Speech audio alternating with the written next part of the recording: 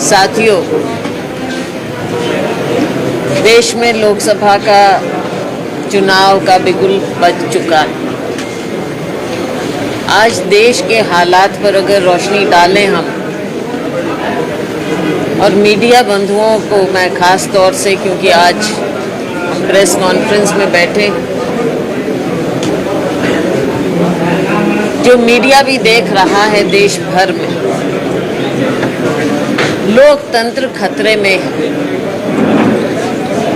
लोकतंत्र में जो संस्थाएं होती हैं, स्वतंत्र संस्थाएं होती हैं, आज उनको कंट्रोल किया जा रहा है। मीडिया, जो कि देश का, समाज का, स्थिति का, जो भी देश की परिस्थिति है उसका पहरेदार होता है, आज मीडिया को कंट्रोल किया जा रहा है। बड़े बड़े घरानों के हाथों में मीडिया दिया गया। तो मीडिया की स्वतंत्रता बड़ी मुश्किल में आ जाती है। जुडिशरी पर बार बार दबाव दिया जाता है, लेकिन जुडिशरी एक ऐसी संस्था है जिस पर लोगों का अभी भी विश्वास चल रहा है, और उसकी मिसाल आपने देखी। इलेक्टोरल बॉन्ड्स वाला मामला जब सामने आया,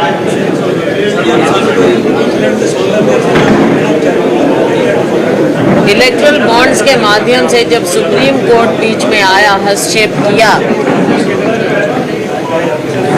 तो पर्दाफाश हुआ इस सरकार की, भारतीय जनता पार्टी सरकार की कारगुजारी का,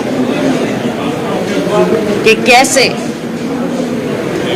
लोगों को दबाकर जो बिजनेस हाउस हैं उनसे कैसे पैसा ऐंठा गया है। और इसमें सबसे ज्यादा पैसा कहाँ गया है, किस पार्टी को गया है और किन परिस्थितियों में गया है, कौन सी तारीखों को गया है, ये सारी बातें सामने आई। पहले केस करो, दबाव डालो और पैसा आपकी जेब में आए। ये बात अब देश में छिपी हुई नहीं। लोकतंत्र में जब हम स्वतंत्रता की बात करते हैं तो ऐसा लगता है कि ये तानाशाही की निशानियां हैं। अगर कोई कुछ बोलता है, चाहे कोई मीडिया का हो, उसके ऊपर सेंट्रल एजेंसियां और केस।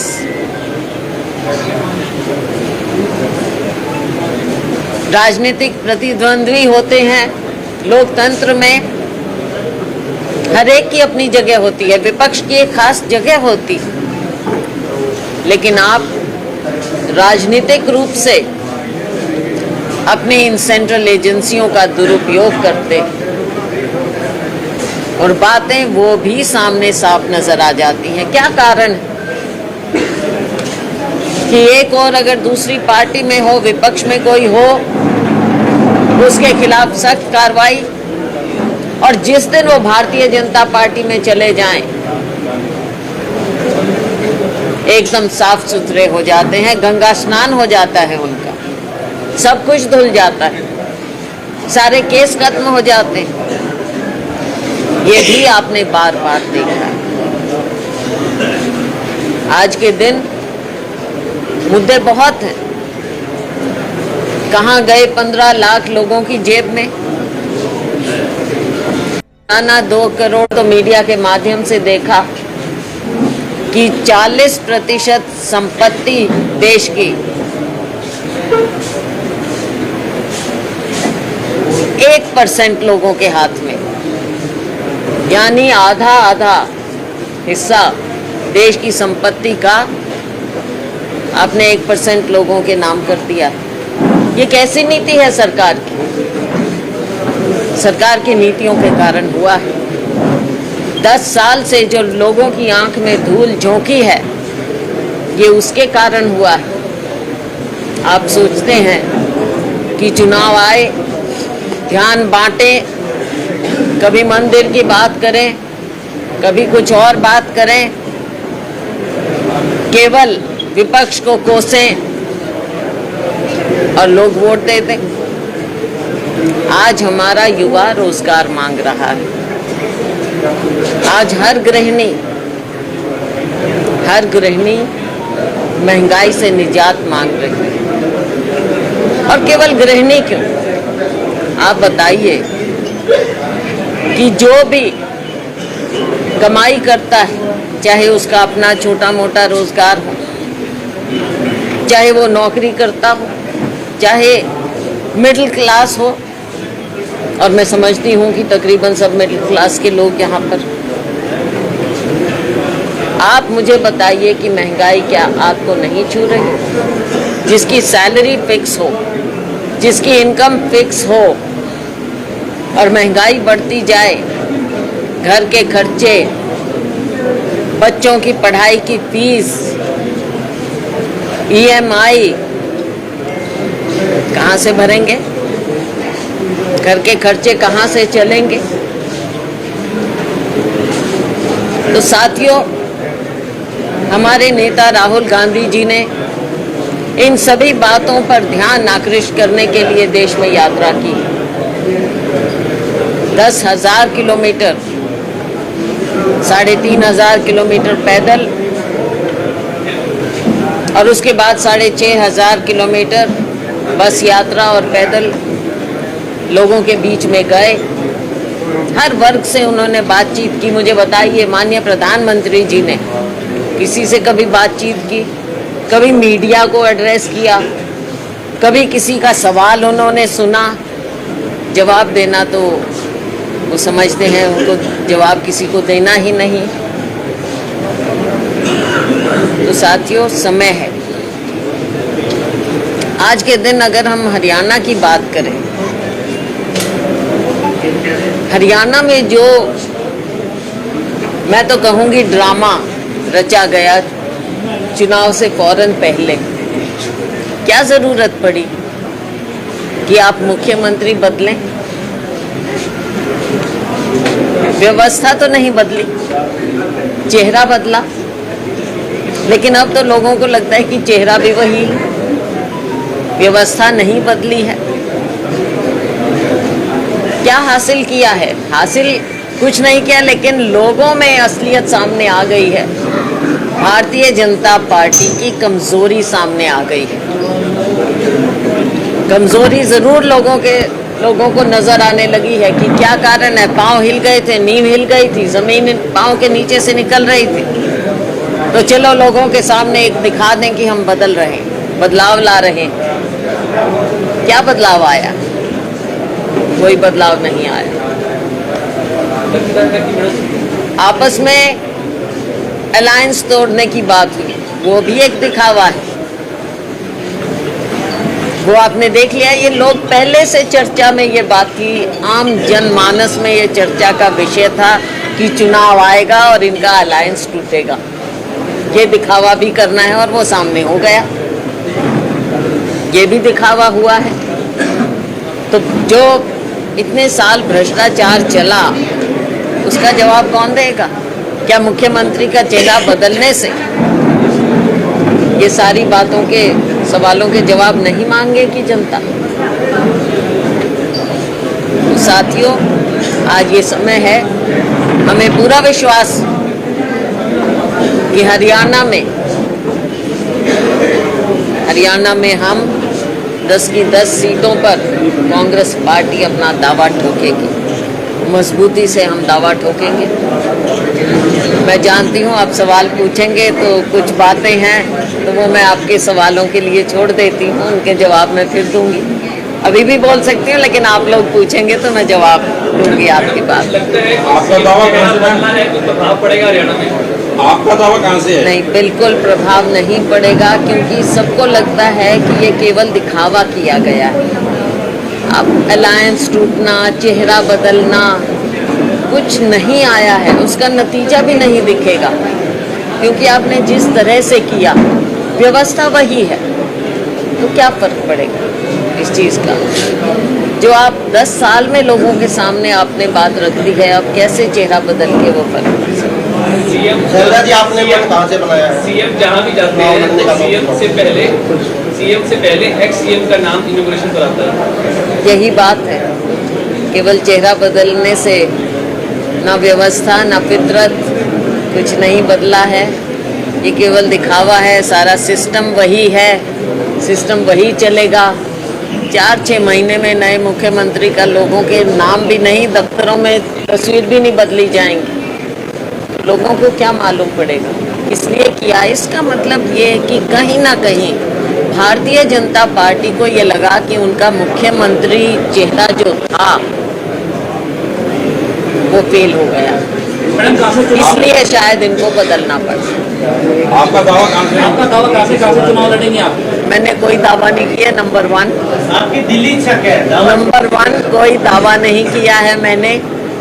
आप जानते हैं, इंद्र जी बैठे, सबसे पहले मेरा, जब मैं यहाँ पे आई थी 88 में, सबसे पहला इंटरव्यू आपने यहाँ पे, तो आप सब जानते हैं मुझे। मेरा दावा नहीं, पार्टी मेरे लिए सर्वोपरि है, हाई कमांड मुझे जब जो आदेश करे, चुनाव लड़ना है तो चुनाव लड़ो, नहीं लड़ना है तो नहीं लड़ो।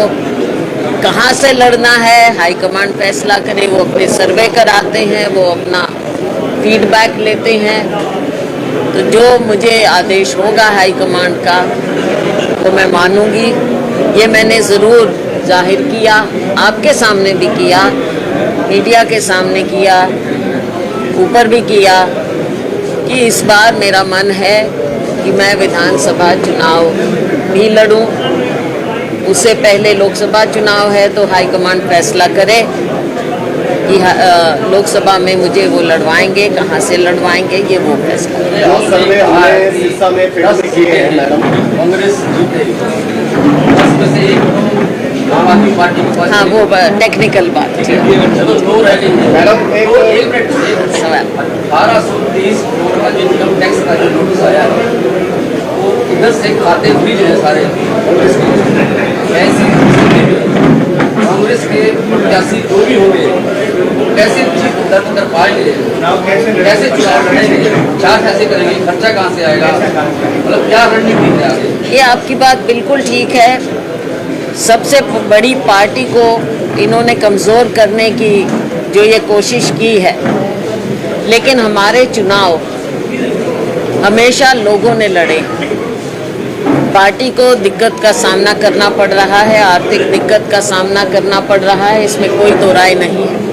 हमारे साथ जिस प्रकार से भेदभाव किया गया, हमारे अकाउंट में से पैसे निकाले गए इनकम टैक्स द्वारा, इनकी एजेंसी द्वारा।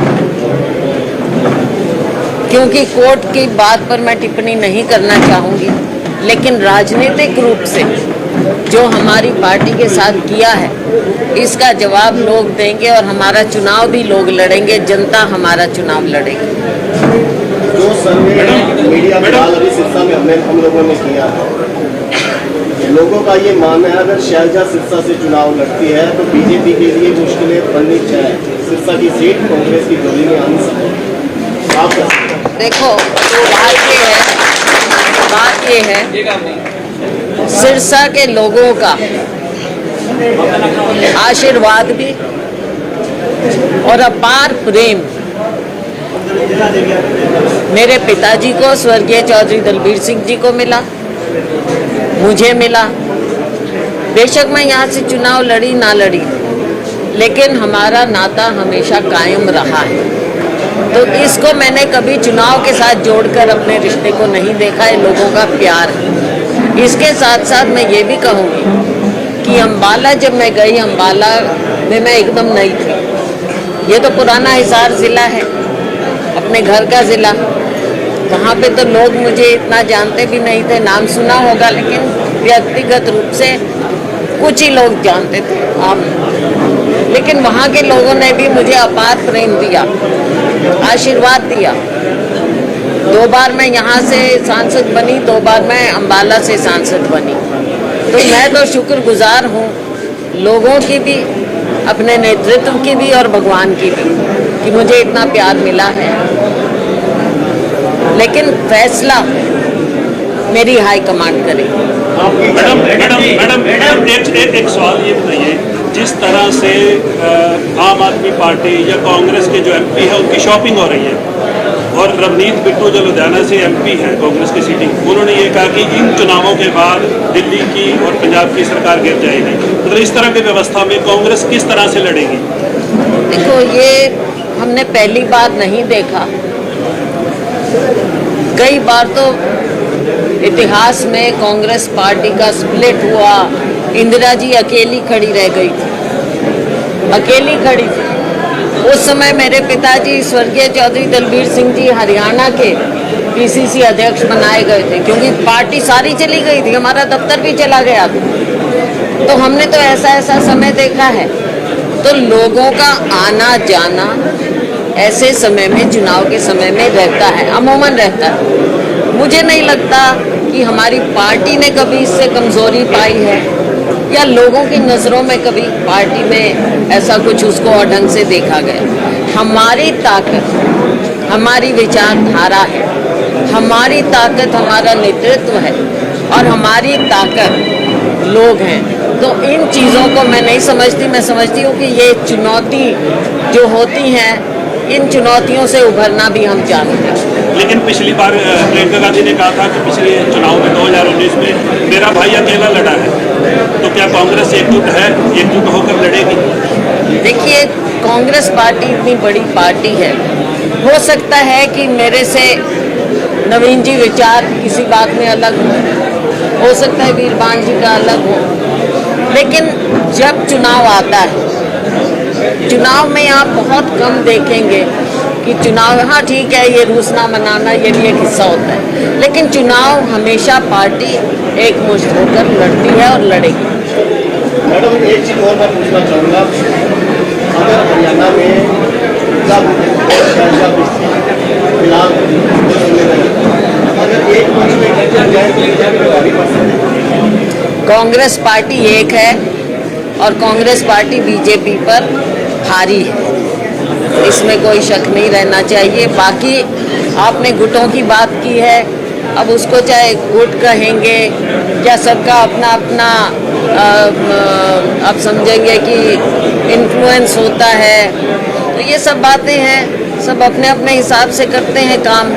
पीछे हमने अपनी यात्रा की, आपने देखा उसका कितना बढ़िया नतीजा, लोग पार्टी के साथ जुड़े और लोगों ने पूरा साथ दिया। और मैं समझती हूँ कि जो हमने यात्रा की उसका भी असर पड़ा है हरियाणा में।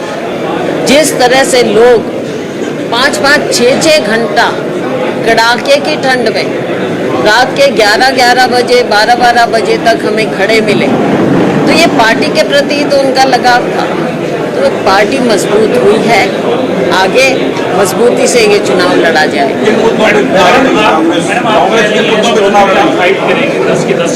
नो सॉरी, अलायंस है 10 का। लेकिन आपकी जो कांग्रेस पार्टी है, अशोक तंवर अध्यक्ष बने थे, उस टाइम अध्यक्ष नहीं थे, जिला अध्यक्ष तक नहीं थे, और टिल आज तक अभी तक कोई आपने जिला अध्यक्ष का संगठन नहीं बन पाया है। बीजेपी कहती है हमारे पन्ना पर तक बने हुए हैं, तो किस तरीके से आप ये फाइट करेंगे? तो सबकी अपनी अपनी बात है। कांग्रेस पार्टी कभी कार्डर बेस्ड पार्टी नहीं रही है। कांग्रेस पार्टी एक जन आंदोलन बनकर रही है हमेशा से। तो ये बात जहाँ मैं मानती हूँ, और मैंने खुद भी माना जब मैं अध्यक्ष थी, कि ये मेरे मलाल रहा मन में कि हम संगठन नहीं बना पाए।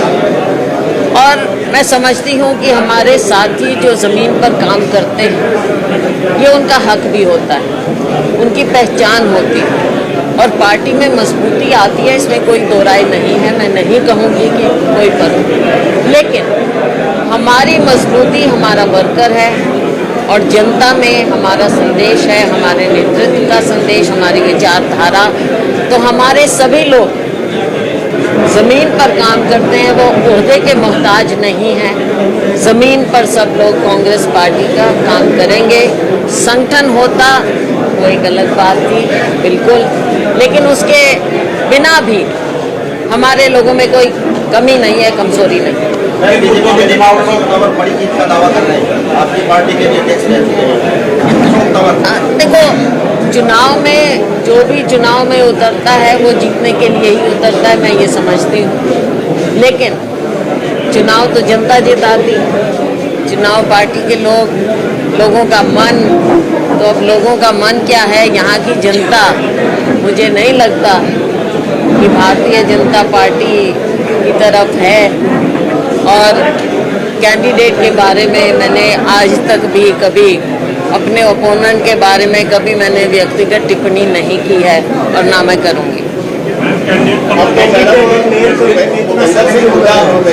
भी कह चुके हैं कि शैलजा और रणदीप चुनाव लड़े तो कोई भी लड़ेगा, सब साथ हैं, हम भी साथ हैं।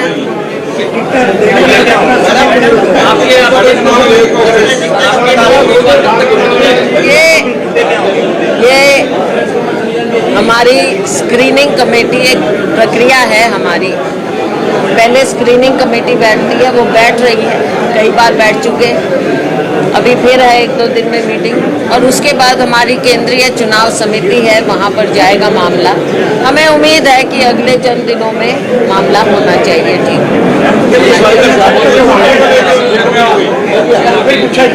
मैडम, आप जैसे बार-बार हाईकमान का नाम ले रहे हो, हाईकमान अगर कहेगी, आप बड़ी गांधी परिवार में आपके अच्छे संबंध हैं, तो आपकी दिल्ली इच्छा क्या है? आपका जैसे आपने कहा विधानसभा लड़ने की, अगर लोकसभा में होगी तो आपकी दिल्ली इच्छा क्या है? देखो, अगर लोकसभा का आदेश होगा तो लोकसभा, मेरा तो दिल पार्टी में है, जो कहेंगे करेंगे।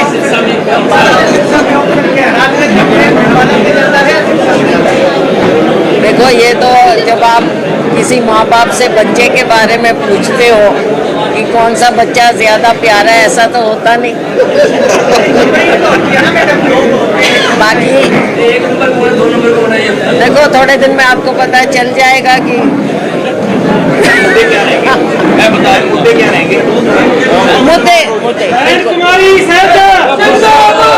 मुद्दे क्या हैं। मुद्दे आज के दिन बहुत गंभीर मुद्दे हैं। सबसे पहले जो मैंने कहा, जो बेरोजगारी, देश के युवाओं के साथ, हमारी पीढ़ी के साथ धोखा हुआ है, किसान है उसके साथ धोखा हुआ है। एमएसपी का कहा कि हम आपको कानूनी दर्जा एमएसपी को देंगे, स्वामीनाथन कमेटी लागू करेंगे, कुछ नहीं किया। गरीब आदमी के साथ, जो गरीब से गरीब है, हमारा दलित है, उनके साथ धोखा हुआ है। बच्चों को वजीफे तक नहीं मिलते, सबके साथ धोखा। बैकवर्ड की ये बात करते हैं, क्यों नहीं कास्ट सेंसस की बात करते?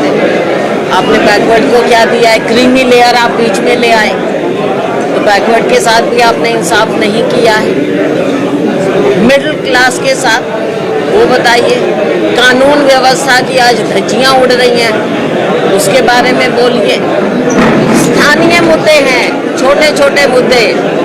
लोग कहते हैं जी हमारे काम नहीं होते, भ्रष्टाचार व्यापक है, बहुत से मुद्दे हैं, नीचे से लेकर ऊपर तक।